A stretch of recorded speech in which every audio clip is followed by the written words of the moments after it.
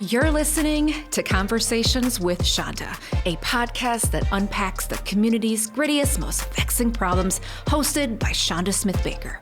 Ilhan Omar, welcome to Conversations with Chanda. Thank you so much for having me, Chanda.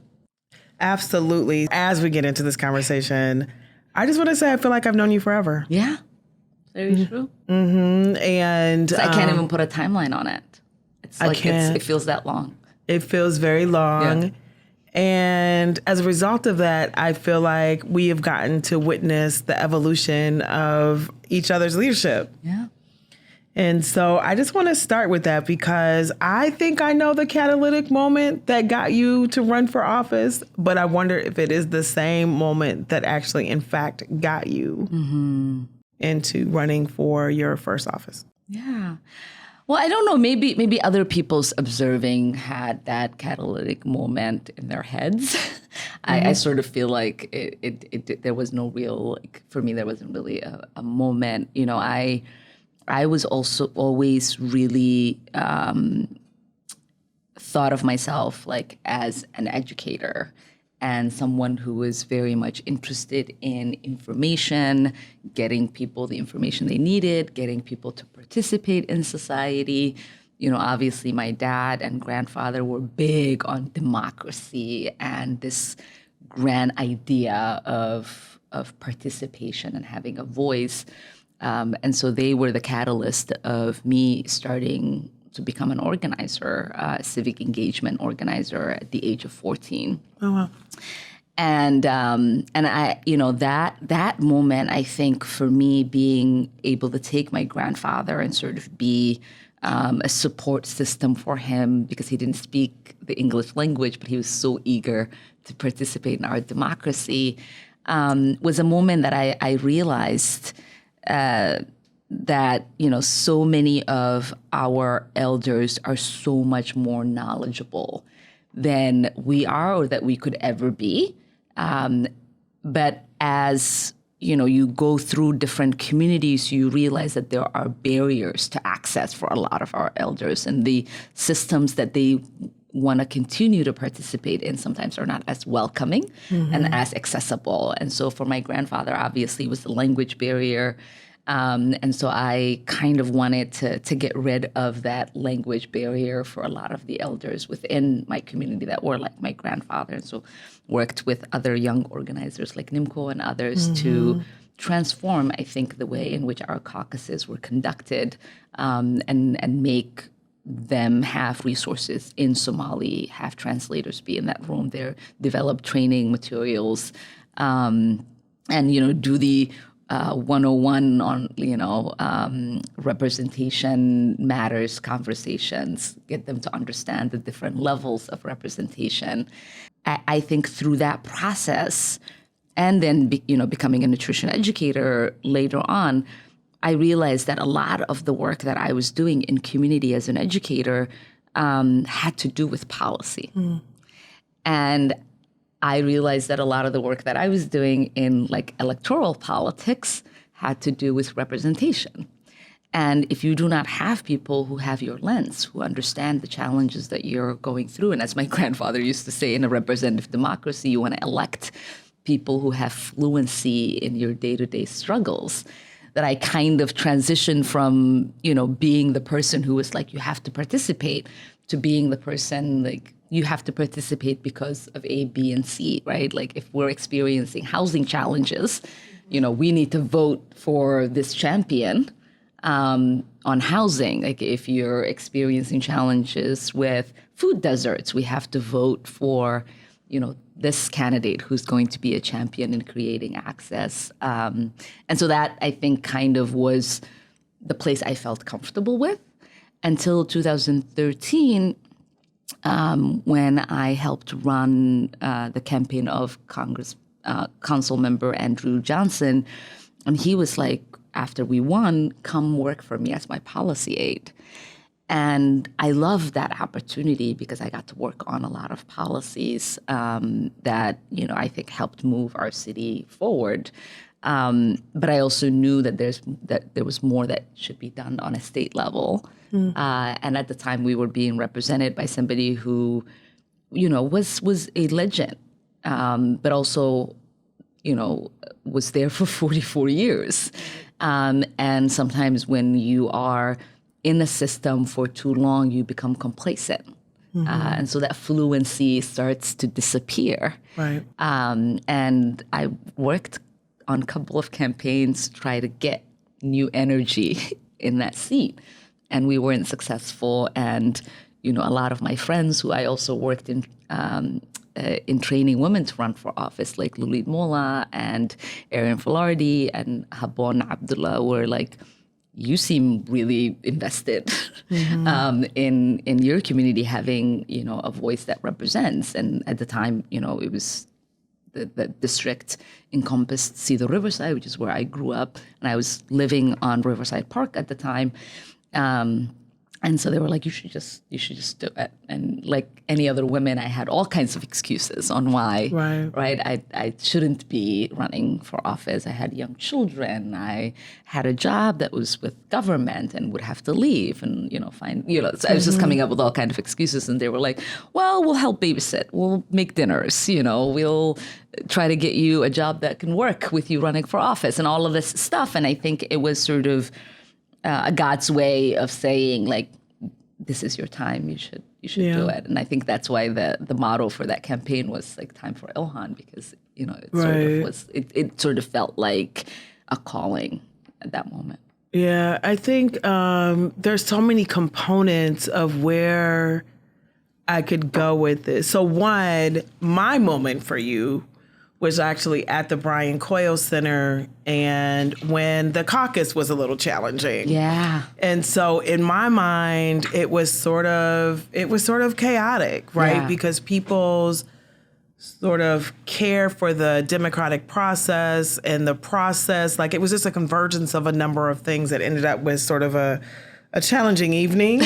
Would you call it that? That's an interesting. That's a Minnesota way to describe the night. It was an interesting night. Yeah, I mean that caucus was and is to this day, I think, my most challenging moment. Not only were we not able to manage the caucus and the energy that people were bringing into it, but I also ended up being physically assaulted and hurt, right? I ended up with a concussion, with neck lacerations and all kinds of scars. But it was also, I think, the moment, and I think one of the only moments in my life that I'd felt like I don't need this, right? Like this is work that I do as a volunteer, and I don't want to do this.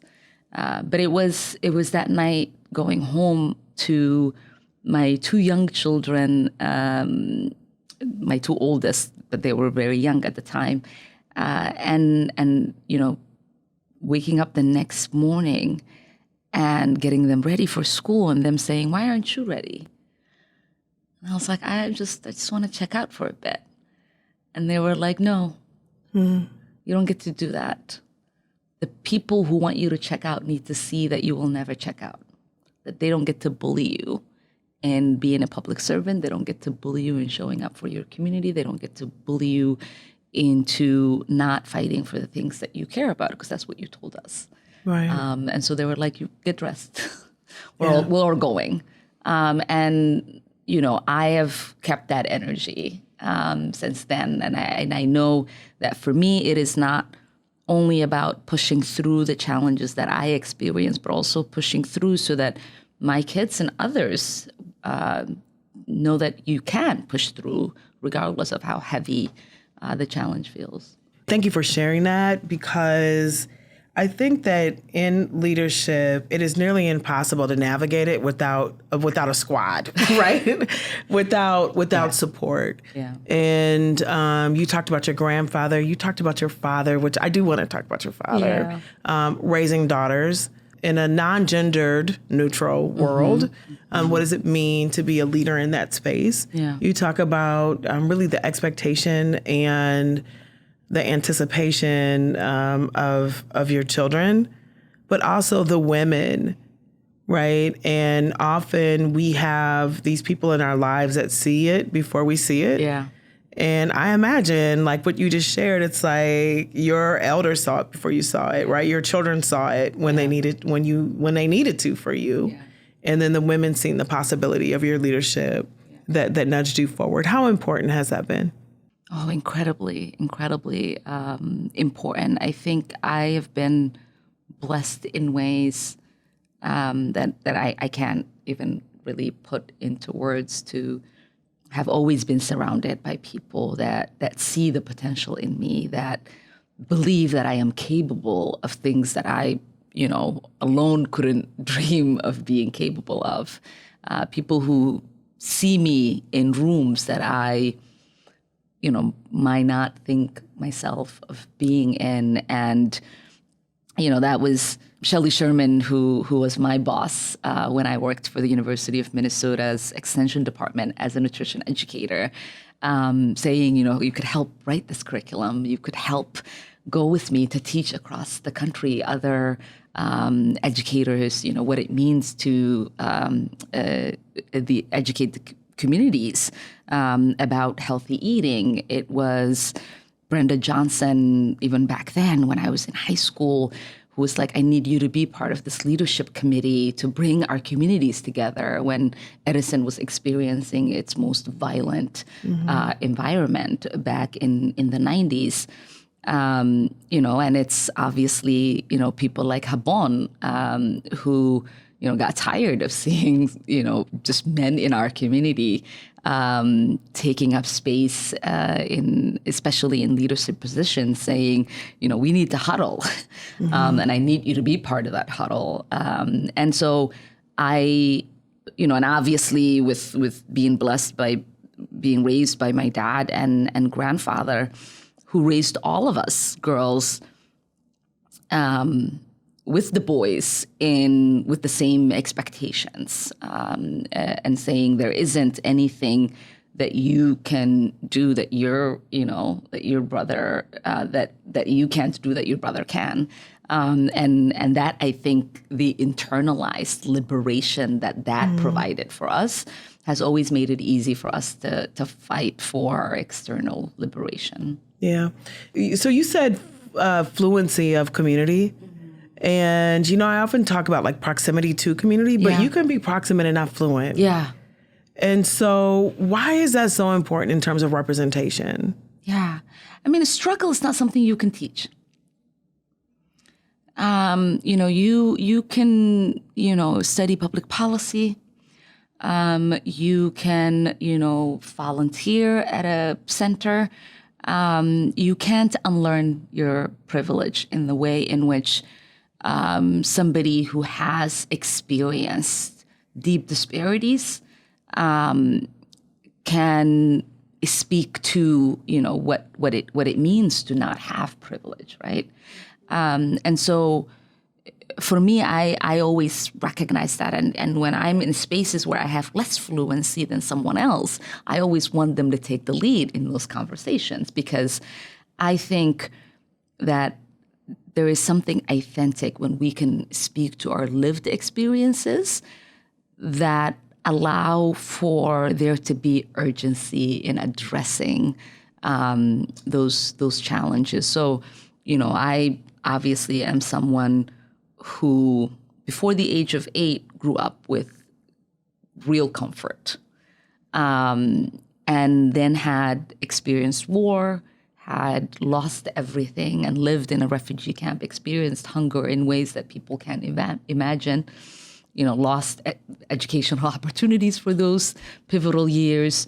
And so I know that coming to this country, I was provided opportunities, but it was still very challenging, right? We still had to live in public housing. We still had a dad who had to work multiple jobs in order just to have the bare minimum, that we had to overcome the educational gap, severe gap of those 4 years of missed education to try to graduate on time for our age. Right. Be proficient in the way, right, all the things, and my right? my older siblings didn't get that opportunity, but Sahara and I, she had a 2-year timeline to graduate high school, and I had a 6-year, a 5-year timeline to finish middle school and high school, and so we were on this sort of a real journey, and we got to experience really what it means to have bootstraps to pull yourself up with, and what it means when you don't have those and you got to do it on your own and find the straps and the boots, right. And get going. And so I am cognizant of the human challenges that exist for people when we do not create opportunities that are understanding of the situations and the different lived experiences that people are coming with, because an equity lens can only really be created by the people who actually understand and have benefited from what it means to have equity. Yeah. You have experienced a lot of life. Yeah. And I what I'm thinking on, and actually probably more deeply resonating with, even though I know a lot about you, is that you were a child that experienced war. You had such disruption to the interesting event at caucus night. There's been a theme of threat to your existence. Yeah. And so what we see are the threats to your existence and the ways that they come up, and the privilege people think they have to attack, and to do that in ways that are very real. There's real impact to those attacks. There are people that are challenged to even just find their voice in small ways, right? Like, I think the choice of being able to safely voice what you need, like, that's not an assumption that everybody has that level of safety. Right. But you have pushed through in ways that have sometimes not been easy or safe. Why? Why not just go somewhere and work in an office where no one knows your name, if that's possible at this point? I think it's knowing that people are invested in silencing my voice. I think there is something in that, right? Because I don't find my voice threatening. I don't find my voice unwelcomed. And so for those that do, I tend to think that it has to do with the fact that they know I tell truths that they are not interested in being told. One of the funniest moments, I think, in my existence so far was the sort of obsession that the former president developed in just singling me out constantly. And I remember Dad being like, there's 435 members of Congress, and there's 100 members in the Senate. Like, what in the world? You don't have real power. You're not the chair of committee. You don't have seniority in any sort of way. You're like a junior of junior. Right. And you're also like very marginalized, like, why is he so obsessed? And I think it really does have a lot to do with, obviously I represent so many marginalized voices. And in that, all of those marginalized voices are amplified in a way that I think, when you're only one unique voice, it's not. And so I think that's what people are threatened by, that there are so many people that could see themselves in me and know when I speak, it's like, okay, here's a Black woman speaking for us about our plight. Here is an immigrant person speaking about our plight. Here's a refugee person, right? Like, here's a person who grew up in poverty. So there's like all of these fluencies, right? Back to what my grandpa said, that I have, that people are able to attach themselves to, because, I'm not somebody who's like coming to your community and like volunteered once and like now it's like, this community is experiencing right? Like, I don't need a briefing on, what a marginalized community is experiencing. Like, there is a connection that I have with all of the communities that I represent, and so it is easy for me to personally connect with their struggle and to give voice to that struggle. Yeah. Before we pivot to some of the policy work that you're doing, you are on a flight regularly. You are, I have, a couple 12-hour days and like count me out for the weekend. I need rest. So how are you caring for yourself? Like, what are your practices of care to sort of maintain the demand? And it's not just demand, it's you're public, right? And so you're in some ways always on. So do you have practices? Because a lot of people are really struggling with a level of just fatigue of the work, the weight of responsibility. Yeah. But really, this has become an essential question of self-care. So I just want to see what your response is to how you are caring for you. Well, I think for me, there's work that feels like work, and there is work that kind of feels like self-care.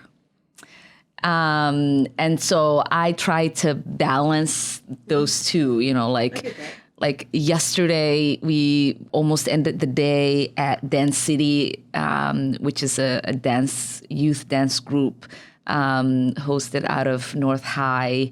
And it's these young girls. They won a national championship. I did a congressional record for them. I went, and there was this cute 4-year-old. She was trying to teach me, dances, and I was revitalized by that, right? Like, and so that's soul feeding. That's kind of like hanging out with your little niece type of thing. Yeah. But I'm also a mom. I get some time with my kids that is almost. At this point, because there's just little time with family, any moment with them is a reset for me. But other than that, I take long walks. I love to hike.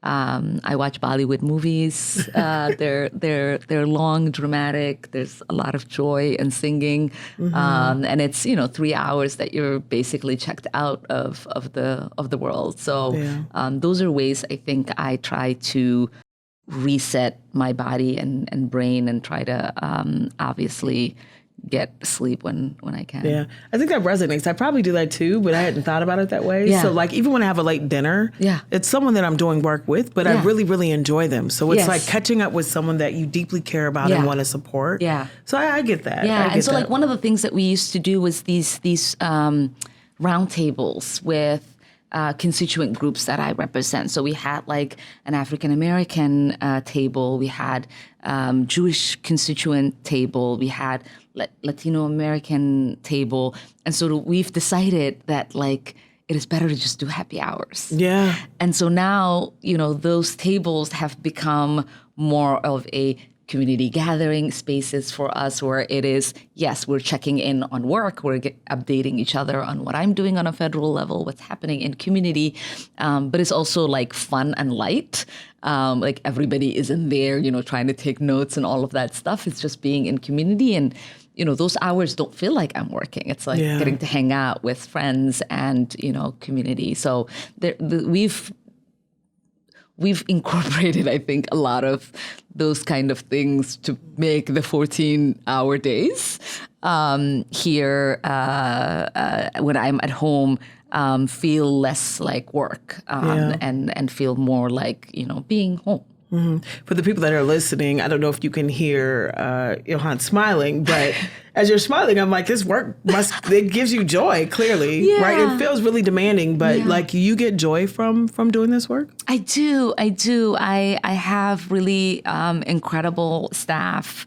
You know, it feels like family. Like over 90% of my staff have been with me since I first got elected. And so, you know, we try to do our briefings and check-ins through like with food and, you know, try to have a lot of time that we spend together. Well, yes, we're checking in about work, but it also like feels like you're just hanging out with your family at a dinner table. And so, you know, there are a lot of my colleagues that constantly talk about fatigue. Yes, I feel fatigue at times, but my work doesn't feel exhausting. Yeah. And I don't get to carry a lot of the burden and the anger and the frustration because we are in constant spaces where people are smiling and are joyful. And, you know, even the days where like our phones are filled with like death threats and hate, it's like, okay, well, you know, we're going to end the week with our highs and lows, and then we're going to like go out and like hang out, you know, for the night. And so there's at least that to look forward to on those weeks where it's hard. I don't even want to talk about death threats, but I know I've had a few in my life too, but you know, it is what it is. It's an unfortunate part of the work. Yeah. But I do want to talk about a little bit about policy. And so, you know, as a, you know, long-term resident of North Minneapolis, I know that you recently supported some organizations with earmarks. Can you share a bit about that? Yeah, a couple of years ago, Congress brought back what used to be called earmarks. Now they call them community funding projects. And so what we wanted to do was sort of approach them with the lens of, you know, who in our community isn't being fully supported, right? Like where can we do this work for people who desperately need these resources, where it could even be like seed funding, and then it becomes a catalyst for them to get more. And so we've supported Roots Birthing Center, which is, I think, one of the first birthing centers led by a Black woman. It is midwifery, and like it is just a beautiful space where moms get to give birth in such a supportive environment. But it's also part of the work that we are doing federally in addressing the Black maternal mortality rate that has been so devastating for our community, because we know that we are 4 times more likely to die in childbirth than our white counterparts. And so that is also part of that policy work that we're doing, that we're able to also, you know, put money towards that effort. And, you know, obviously I've talked a lot about like being a nutritionist and like working in that space. And so we wanted to help fund some food programs, because obviously North Minneapolis, everybody knows, is a food desert. It's a space where there's a lot of challenges. So we've given money to North Youth Farm, and we've given money to Shiloh Food Shelf. We've given money to Neon, which actually the $1 million we gave them became the catalyst for this big funding campaign that they eventually developed. And I think next month we're going to go see the progress that they're making in the space. But that one actually funds a commercial kitchen for food entrepreneurs who are looking to have an environment where they're not paying a lot of money to be able to cater and run their business and run their businesses. Yeah, let me ask you this, because No doubt, anytime I have someone that talks about access to money, people call and say, how can I access that money? Yeah.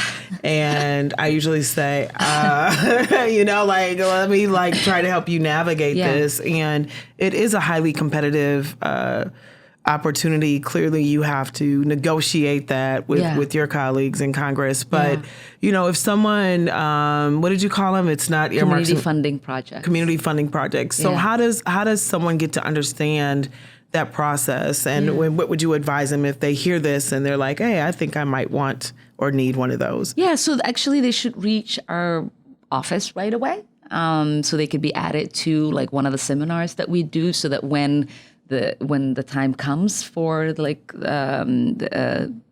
application, that they are prepared for the things that they need, because the way in which it gets rolled out is really rushed. It's like we only have about a month when we get the categories of funding that we could ask for and what community projects can be funded to when the application is submitted. And so getting in touch with our office right now before fiscal year 2025 starts is the best way to do that, because we get a lot of people who reach out the week before it closes and and we're like, okay, these are the categories. None of the programs that you're talking about fit into it. And obviously with Republicans in leadership right now, they've really narrowed down the categories. So we're not able to fund a lot of racial equity or programs that address the disparities that our communities are experiencing. So hopefully, knock on wood, we get back into the majority and we can continue, go back to funding real community projects. Yeah. Speaking of disparity, we have had a long and challenging history of policing and community safety. Yeah. We don't own that here in Minnesota, but we certainly have had a significant challenge of ensuring that our communities are safe in multiple ways. How do you see criminal justice or community safety evolving, right? There was a lot of pressure, particularly after George Floyd's murder, for some advancement on policy at the federal level. Do you see those opportunities coming quickly enough? And for those that are still working in this area, what would you say to them that's ahead that we should be paying attention to? Yeah, obviously policy change has been challenging, with the weak majorities that we had after George Floyd. We had a lot of challenges with the Senate, and so we weren't able to pass a lot of the policy reforms we wanted. But we were able to get the resources to help our communities invest in healing, in reimagining, public safety in a holistic way. And so one of the pieces of legislation we passed was the bipartisan gun violence prevention legislation.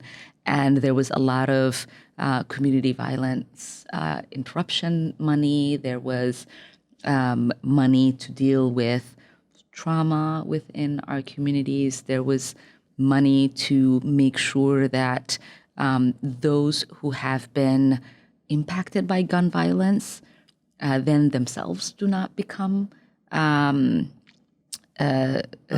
The offenders. So we've worked closely with Minneapolis and Hennepin County, with partnerships with multiple hospitals to implement some of those programs. We've seen we've brought resources back to invest in behavioral mental units. We've funded programs that create mobile clinics, and so it is a long path before we get to where we know we need to be. But I think since George Floyd, there has been many programs implemented by a lot of the cities that have been impacted, whether it's Minneapolis or Brooklyn Center. They might not have had the policy changes that they've wanted, that I wanted, that the resources have been there to actually implement a lot of the programs that or policy changes that we were fighting for without just creating the policy changes, which I'm fine with. Yeah. Yeah, because Minneapolis was able to create the public safety department that we were advocating for. They have been able to have a lot of these units that respond to mental health and other crises without the presence of police. They've had extreme successes. There hasn't been a single case in which the responders have been hurt. So it's been really good, especially with the community collaboration work with some of the orgs as well. Yeah, depending on what side you are sitting on, sometimes it's very challenging to see progress. Yeah. Right? It's like if it's not eliminated, you don't really see the progress. Yeah. But from the sounds of it, it sounds like we are making some progress. And some of that sits outside of policing and really more community-centric. Would you express it that way? Yeah, I mean, I just had a conversation with the Minneapolis police chief, and he was telling me, the worst months in regards to homicide were November and December. So those moments will exist, and obviously we still have a gang problem that we have to address. We have gun trafficking. We have too many guns in our streets. We have to, still go back to that neighborhood watch, block watch type of mentality, recognizing that all the children in our community are our children. And there's, I think, a lot of isolation that has existed since COVID. Yes, other matrix, there is progress that we are making, and there's a lot of resources that are floating around in our community. And I look forward to, following the data to see what more is needed. But it's been a really cool partnership with the city, the county, and a lot of our healthcare providers in working with them to try to make sure that they have the federal resources that they need in order to implement some of the programs they're looking to implement in addressing public safety in our community. Sure. Another thing that I know you've worked on is missing and murdered Black women and girls. Yes. Why is that work important for you, and how big of an issue is it even? It is a huge issue. I followed the work that Representative Ruth Richardson has done in our state very closely, and looking at the data that came out of that, in talking to not just victims but surviving families, we realized that this problem is not just happening in Minnesota.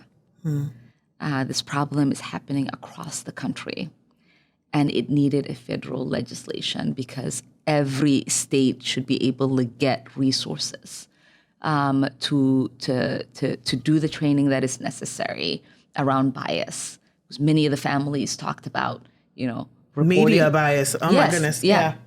But just police bias, right?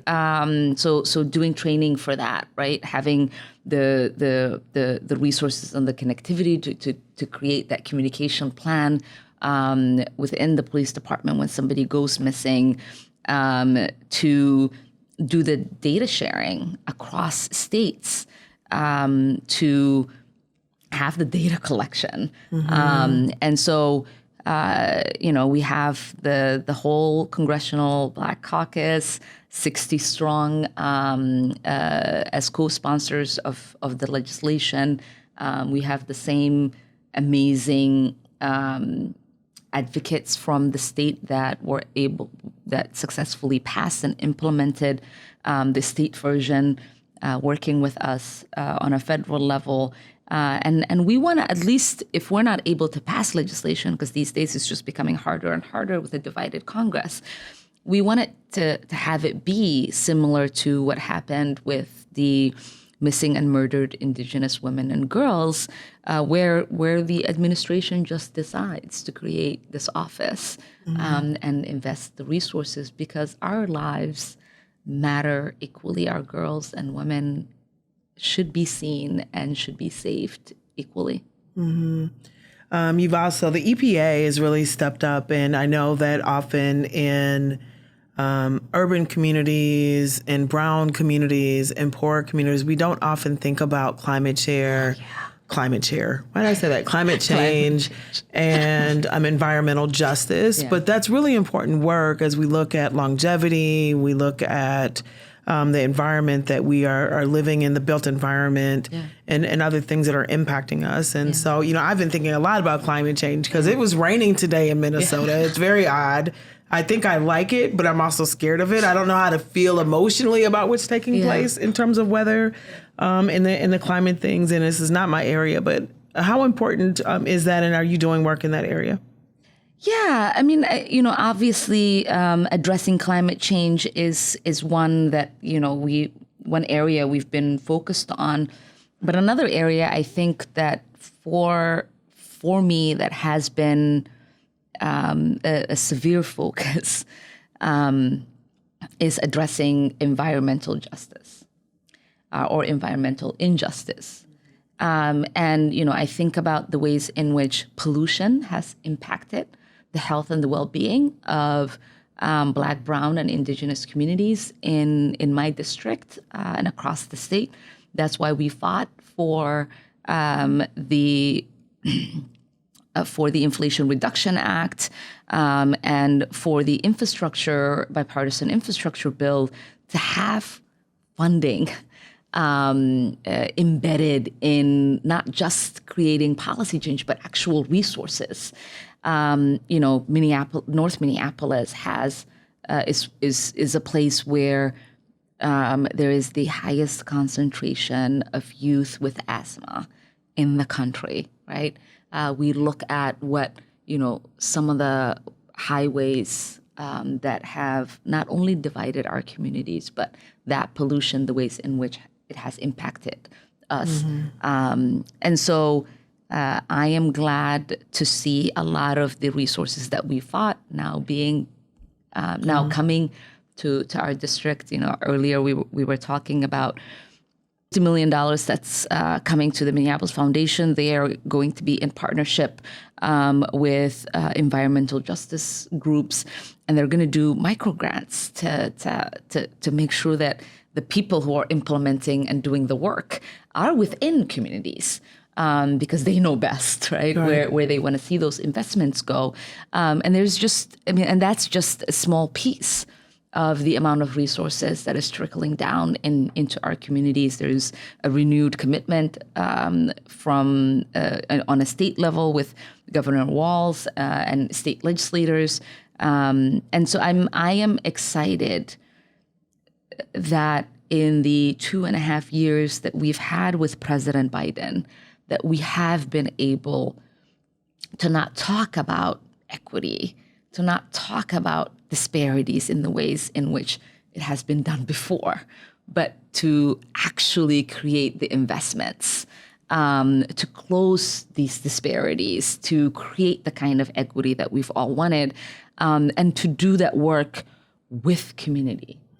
With their voice at the table. I just did a roundtable with labor leaders, with representatives on a state level, with county leaders, both in Hennepin and Anoka, to talk about how do we extract the most amount of money from the federal government and make sure that it is coming to our state and those investments are felt by us. When you were talking about the asthma rates in North Minneapolis, I remember when I was working on North Market, a health and wellness integrated grocery store in North Minneapolis, our research brought us to the understanding that there was a 7-year life expectancy difference if you go 3 miles in any direction.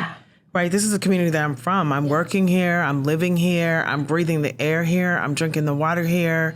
And I started thinking about all of the illnesses that have plagued my classmates, and my children's classmates, and wondering how much asthma, of an impact. It's beyond high asthma. blood pressure, it's diabetes. Because you think about, it's not just the pollution, right? It's also the health impacts of not having fresh fruits and vegetable accessible to you. It is the stress and the trauma that many of these communities are dealing with. It is the exhaustion of having to work multiple jobs to care for your children. It's the health toll and the mental impact that it takes, when you're living in an environment where there is violence. Taraji P. Henson, I hope I'm saying her name correctly. Taraji? Yes. We did a task force when I first got to Congress, and it was on adolescent mental health, especially with our young boys who are experiencing suicide in high rates, which nobody was talking about. And she came in to bear witness because her son had dealt with mental health issues. She had dealt with it. I think her father had dealt with it. And she told us this story of, and I can't remember if it was her story or if it was a story that she'd witnessed, but this 8-year-old who was walking to school and just witnessed somebody getting shot. They got on the bus. Nobody addressed it. They had to go to class, and their life just went on.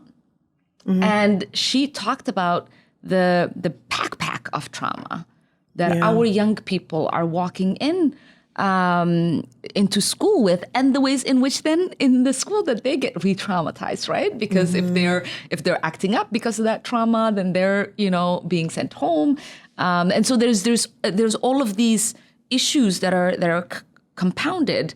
And a lot of our young people that are growing up in many of these impoverished neighborhoods don't have resources. And I forgot one of the other investments in North Minneapolis was North Commons. Oh, yeah, of course. So we delivered $3 million in order for them to do their rehab and expansion, because we recognize that a lot of our young people need space to go to, and our park facilities provide that space for them. And it was one of the I think one of the first community projects that we submitted that we were able to get funded. That's awesome, and thank you for that. When you were talking about the kids, what came up to me is another North Market story, and I was driving home, and someone had gotten shot, and I drove by it, and I saw some kids witnessing, and I just couldn't do it. So I go around the corner, I come back, I get out my car, I walk up to them, and they did not seem visibly upset, but they seemed actively interested in what was unfolding in front of them.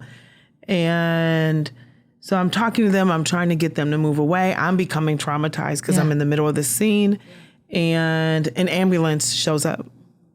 And one of the kids starts crying. And I'm like, well, why the heck are you crying now? Right? This guy's been laying here. Why are you crying now? And he said, that's where people go to die.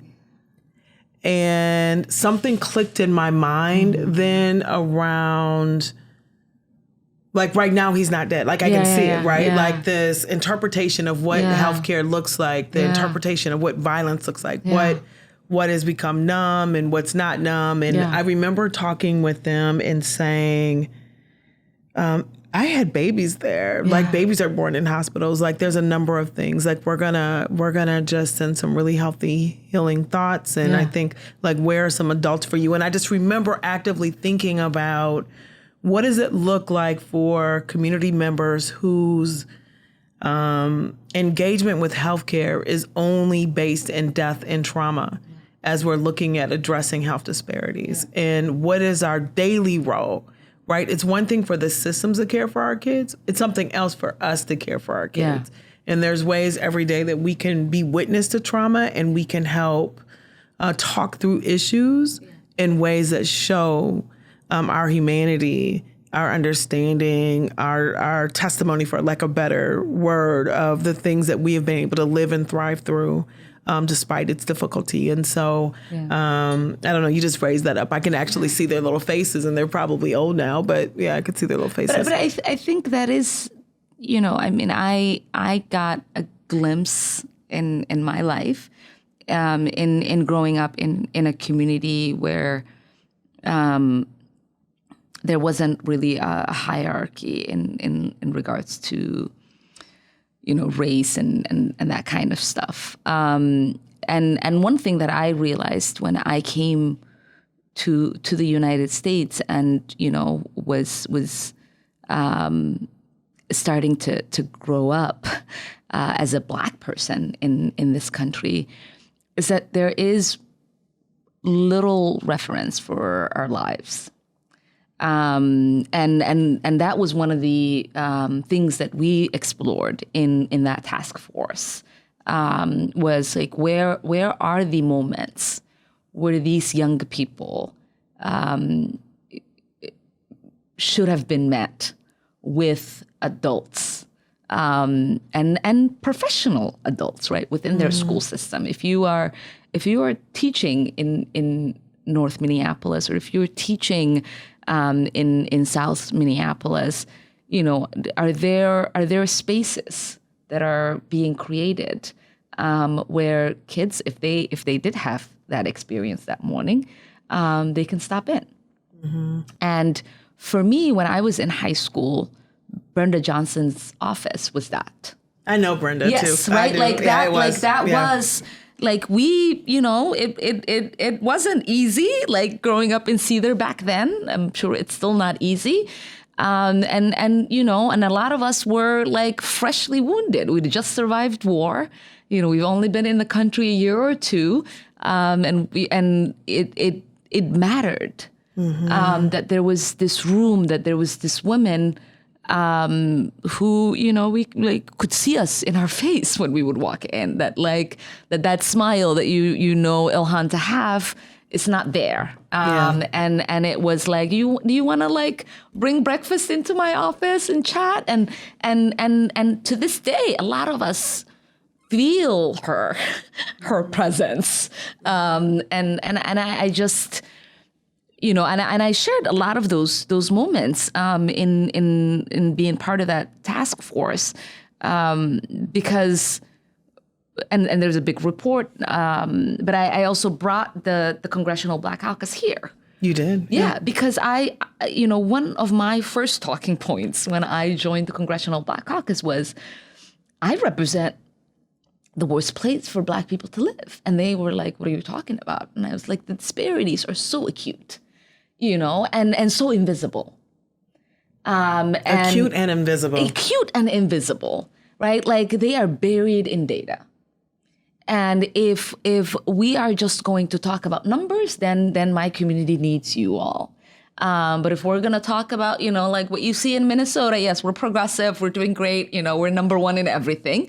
But that's not what my community feels like, right? And so we came here and I intentionally brought different members of the Congressional Black Caucus that were leading on the different things that our community needed addressed, right? Whether it was, addressing the school to prison pipeline, and we visited the juvenile center, and we talked to kids who just exited, some who were still in there, some who exited. We visited different schools. We talked to young people who felt like they were being pushed out and experiencing punitive punishment.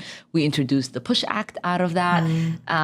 We had a roundtable at the University of Minnesota with leaders that were addressing maternal mortality rates. And we created the Momnibus out of that, which is a package of 12 pieces of legislation. And so like our whole idea, and Fudge was part of it, who's now the Secretary of Housing.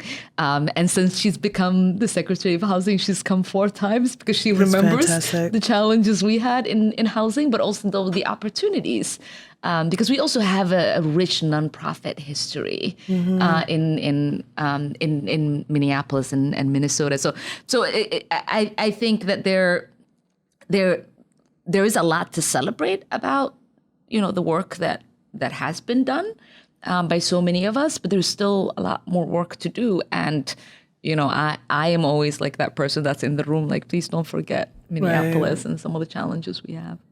So if I play off this energy, my last question for you is going to be, maybe I have a two-part question, take the part you want, but when you think about your legacy of leadership that you want to leave, what does that look like? Which I think factors into my next question around what are you hopeful for? Yeah. It was, if you asked me this question like 6 months ago, my standard answer was like, I don't think about my legacy. Mm-hmm. It becomes different the older you get. Maybe. Yeah. But I think something happened recently, okay.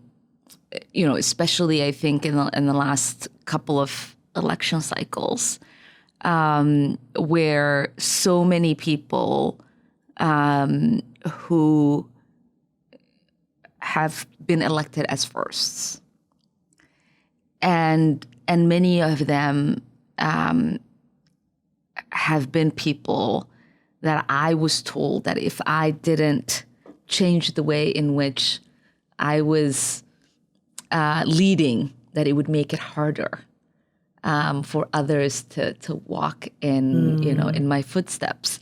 And the fact that it's been the opposite is both, I think, that legacy of like, I didn't just break a glass ceiling, but I made it easy for so many people to ignore the naysayers and to just go for it, and to know that regardless of how hard it has been for me, if I could handle it, they can too. We all can. Right? It is like no matter how daunting this work looks like, no matter how we stare down fascism, no matter how much there are death threats to immigrants who are being elected into office, women who are being elected into office, people of color that are being elected into office. We can still move forward and see ourselves be represented. And I think that's also, to answer your second question, the thing that gives me hope. Yeah. Right? Like, I now represent a district that half of its mayors are women, which is not what it was when I started. Right? I started as a first legislator, Somali legislator in this country. There is 16 of us right now across the country. Okay. We have a young mayor that's like barely 20 in St. Louis Park who's Somali. We have a mayor in Seattle, and there's all of these ways in which people were constantly like, you need to dim your light in order for others to be able to, be given these opportunities. And I was like, I was never given an opportunity. I took it. And what I want to model for others is not to wait for an opportunity to be given to them. It's to fight for those opportunities, because it just gets easier and easier and easier when there has been people who have fought harder and harder. And I'm so glad for all the shoulders we stand on that has made it, that had to fight and get killed, and like harder. Yes, yeah. Right. Yeah. And it was easier for us, and then we take the punches now because it's going to be easier for the next generation to come. And so just passing on that baton, I think, really is something that drives me every single day, that I get excited about. Good. Thank you for your leadership. Thank you for your courage. Thank you for your attentiveness to this community. Politics is a challenging place. We know that we all have the things that we care about, and we all take political positions. And everyone doesn't agree with you. Yeah. Of course. On everything. I think it's really hard to It would be disagree really with. weird. I represent over 700,000 Yeah. people. That would be something. Yeah, I think if you disagree on everything, I think there's an opportunity for growth there. But Yes. I just think that it's a complicated Yes. political time, Yes. and to step into that space certainly demands a level of foresight and courage and boldness. And so, thank you for that. Thank you for being on Conversations with Chanda. I appreciate your time and your thoughtful responses. Oh, thank you so much. And thank you for being that example for so many of us on what it looked like to be a gracious leader. That's a wrap. To explore more insightful conversations and stay updated on Chanda Smith Baker's work, visit our new website at smithbaker.co.